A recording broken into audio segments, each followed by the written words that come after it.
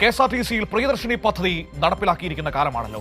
കൊട്ടിഘോഷിച്ച് ഇങ്ങനെ കൊണ്ടു നടക്കുന്നുണ്ട്. പക്ഷേ അതിന്റെ മറ്റൊരു വശം നമ്മൾ കാണേണ്ടതുണ്ട് കേട്ടോ. KSRTC വലിയ തകർച്ചയിലേക്ക് പോകുന്നു എന്നതാണ് ഏറ്റവും പ്രധാനപ്പെട്ട കാര്യം. സ്പെയർ പാർട്സ് വാങ്ങാൻ പോലും കാശില്ല KSRTCയിൽ. ടയർ പോലും വാങ്ങാൻ കാശില്ലാതെ KSRTC കട്ടപ്പുറത്താകുന്ന കാലമാണ്. അതേന്നേ പ്രിയദർശിനിക്ക് ടയർ പോലും ഇല്ലാത്ത അവസ്ഥയിലേക്ക് കാര്യങ്ങൾ എത്തുകയാണ്. ഈ ജൂലൈ മാസം 21 മുതൽ 28 വരെയോ മറ്റോ 6000-ലധികം സർവീസുകളാണ് റദ്ദാക്കിയത്. ഞാൻ വെറുതെ പറയുന്നതല്ല. കമലേഷ് ഉണ്ട് തിരുവനന്തപുരത്ത് നിന്ന്. Kamlesh, good morning. കമലേഷേ, നമ്മളൊക്കെ പങ്കുവച്ചൊരു ആശങ്കയായിരുന്നു ഈ പ്രിയദർശിനി വരുന്ന സമയത്ത്. കാരണം രണ്ട് കാലിൽ നിന്ന് തുടങ്ങുന്നതേ ഉണ്ടായിരുന്നുള്ളൂ KSRTC. അതിനിടയിലാണ് ഈ സൗജന്യ യാത്ര നടപ്പിലാക്കിയത്. ആ ആശങ്ക ഇപ്പോൾ യാഥാർത്ഥ്യമാവുകയാണോ? കട്ടപ്പുറത്തേക്ക് പോവുകയാണോ കേരളത്തിന്റെ ഈ പൊതുഗതാഗത സംവിധാനം?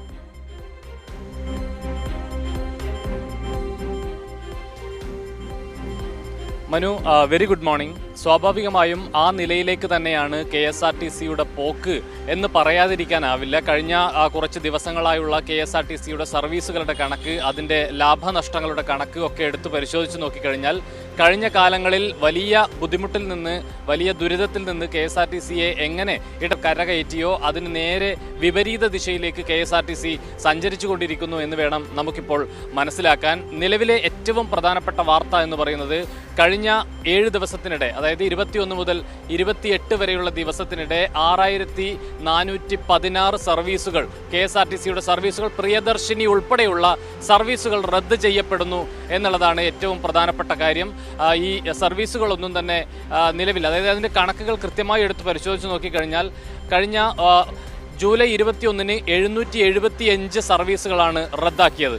22-ന് 791, പിന്നീടുള്ള ദിവസങ്ങളിൽ ഓരോ ദിവസങ്ങൾ എടുത്തു കഴിഞ്ഞാൽ 799, 789, 801, 840, 792, 829, 28-ാം തീയതി വരെ ആകെ റദ്ദാക്കിയ സർവീസുകൾ എന്ന് പറയുന്നത് 6416 സർവീസുകളാണ് എന്നതാണ് ഏറ്റവും പ്രധാനപ്പെട്ട കാര്യം. ഇതിൻ്റെ ഒരു വിശദീകരണമായി KSRTC പറയുന്നത് സ്പെയർ പാർട്സുകൾ ലഭിക്കുന്നതിലുള്ള ഒരു പ്രയാസമാണ്. അത് വലിയ ക്ഷാമം ഈ സ്പെയർ പാർട്സുകൾ ലഭിക്കുന്നതിൽ ഉണ്ടാകുന്നു എന്നുള്ളതാണ്. ബസ്സുകളുടെ പലതിന്റെയും ടയറുകൾ കിട്ടുകയുള്ളൂ. ആ കൊടുക്കാൻ കാശില്ലാത്തതല്ലേ പ്രശ്നം?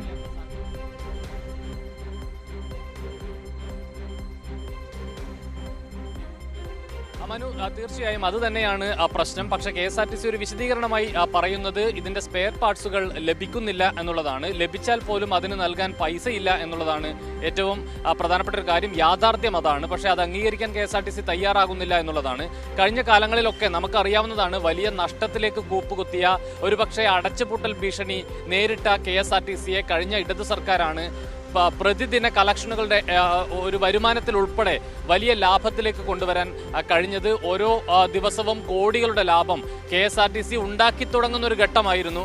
ആ ഘട്ടത്തിലാണ് പ്രിയദർശിനി എന്ന പേരിൽ ഒരു സൗജന്യ സർവീസ്, ഒരു സൗജന്യ യാത്രാ പദ്ധതി UDF സർക്കാർ വന്ന ഉടനെ പ്രഖ്യാപിക്കുന്നു. വന്ന ഉടനെ അല്ല, അത് അവരുടെ തെരഞ്ഞെടുപ്പ് പ്രചരണ ഘട്ടത്തിൽ ഉൾപ്പെടെ സ്ത്രീകളെ കൂടെ നിർത്താൻ വേണ്ടി പ്രഖ്യാപിച്ച ഒരു പദ്ധതിയാണ്. പക്ഷേ എത്രത്തോളം സാധാരണക്കാരായ സ്ത്രീകൾക്ക് അതിന്റെ ഗുണം ലഭിക്കുന്നുണ്ട് എന്നത് പ്രധാനപ്പെട്ട കാര്യമാണ്. കഴിഞ്ഞ ദിവസങ്ങളിലെല്ലാം ഉയർന്നു വരുന്ന വലിയ വിമർശനം എന്ന് പറയുന്നത് തിരുവനന്തപുരത്ത് ഉൾപ്പെടെ മറ്റ് ജില്ലകളിൽ ഉൾപ്പെടെ വിവിധ ഓഫീസുകളിൽ 50,000-നും 60,000-നും ഒക്കെ മുകളിൽ സാലറി ലഭിക്കുന്ന സർക്കാർ ഉദ്യോഗസ്ഥരായിട്ടുള്ള സ്ഥിരം യാത്ര ചെയ്യുന്ന സ്ത്രീകൾക്ക് മാത്രമാണ് ഈ പ്രിയദർശിനിയുടെ സൗകര്യം ലഭിക്കുന്നത്, സൗജന്യം ലഭിക്കുന്നത് എന്നുള്ളതാണ്, അതിന്റെ ഗുണം ലഭിക്കുന്നത് എന്നുള്ളതാണ്.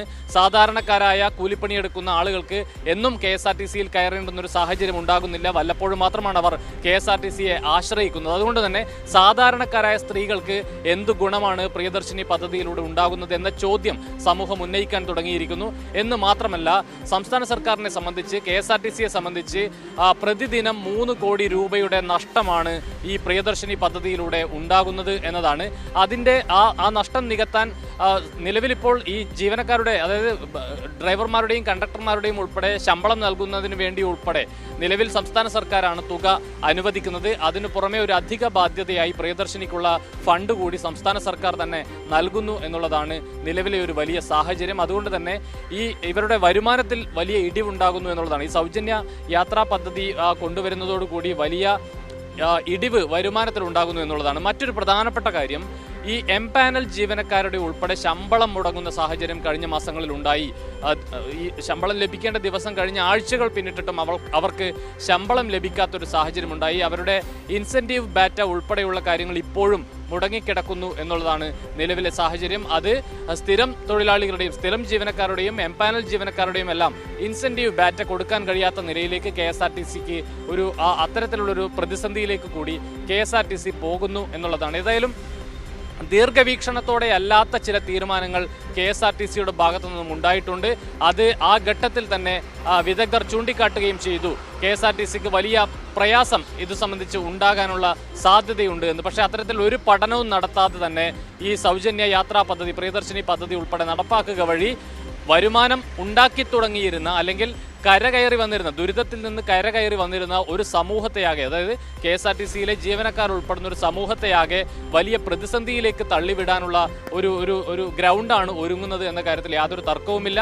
കരകയറി വന്ന KSRTC വീണ്ടും വലിയ നഷ്ടത്തിലേക്ക് കൂപ്പുകുത്തുന്ന ഒരു സാഹചര്യം കൂടിയാണ്. ഏറ്റവും പ്രധാനപ്പെട്ട ഒരു കാര്യം, കഴിഞ്ഞ LDF സർക്കാരിൻ്റെ കാലത്ത് ഒരു ഘട്ടത്തിൽ പോലും സർവീസുകൾ റദ്ദാക്കുന്ന സാഹചര്യം ഉണ്ടായിരുന്നില്ല എന്ന് മാത്രമല്ല, സർവീസുകൾ റദ്ദാക്കുന്ന സാഹചര്യം പൂർണ്ണമായും അവസാനിപ്പിക്കാൻ കഴിഞ്ഞ LDF സർക്കാരിൻ്റെ കാലത്ത് സാധിച്ചിരുന്നു എന്നുള്ളതാണ് ഏറ്റവും പ്രധാനപ്പെട്ട നേട്ടം. അതിന് ഘടകവിരുദ്ധമായ നിലയിൽ നിലവിലിപ്പോൾ വീണ്ടും സർവീസുകൾ റദ്ദ് ചെയ്യപ്പെടുന്നു എന്നുള്ളതാണ് KSRTCയുമായി ബന്ധപ്പെട്ട ഏറ്റവും പുതിയ ആശങ്കാജനകമായ വാർത്ത എന്ന കാര്യത്തിൽ യാതൊരു തർക്കവുമില്ല. ഏതായാലും നിലവിലിപ്പോൾ കഴിഞ്ഞ ഒരാഴ്ചക്കാലം 21 മുതൽ 28 വരെയുള്ള സമയത്തിനിടെ മാത്രം 6416 സർവീസുകൾ റദ്ദ് ചെയ്യപ്പെടുന്നു എന്നുള്ളത് വളരെ ഗുരുതരമായ പ്രശ്നമാണ്. വലിയ പ്രയാസത്തിലേക്ക് KSRTC നീങ്ങിക്കൊണ്ടിരിക്കുകയാണ് മനു.